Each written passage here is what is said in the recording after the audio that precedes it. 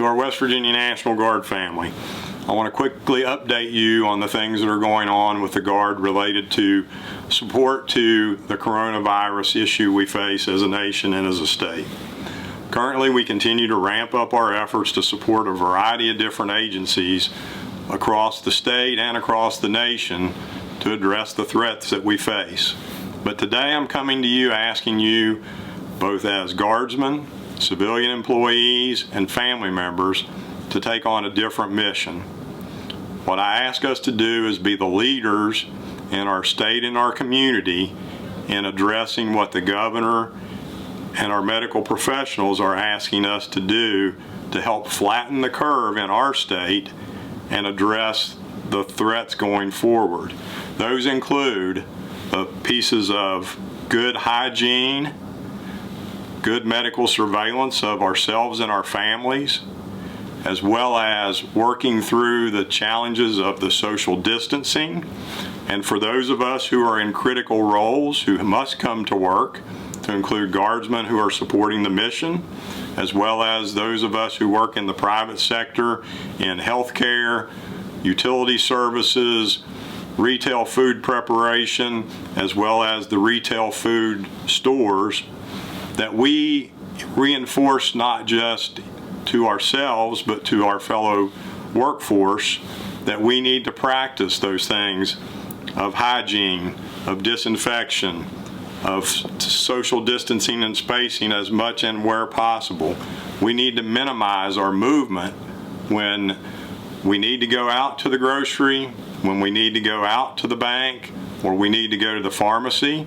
We do those, and again, we practice those things that are common sense in this environment, because we know from the medical professionals and what the governor is trying to get us to engage in the state is if we will follow those things, we can impact the severity of this virus in our state.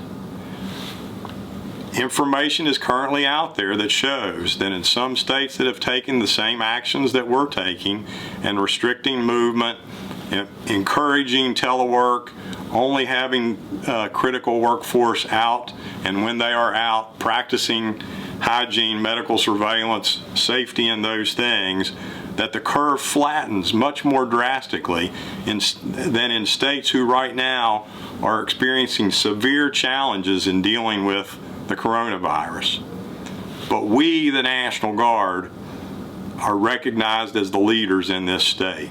So as we as Guardsmen, we as family members, we as civilian employees step up and reinforce those things in our communities and in our families, we will make a significant impact for the good of our state. So again, what I ask you to do is take on this leadership role in this particular case, and I'm asking you to do this. Identify 5 family members and 5 community members, neighbors, fellow church members. Pass this message on to them. Ask them to enforce the same disciplines, and at the same time begin to make that your network of people that we work together with during this challenging time.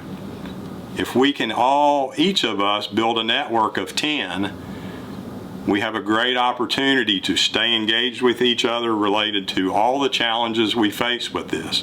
So then at that point, if someone in that group has an issue or a challenge, maybe an elderly neighbor, then we can help step up and address the challenges for that individual to limit their movement and contact, which much more protects them going forward in this challenge.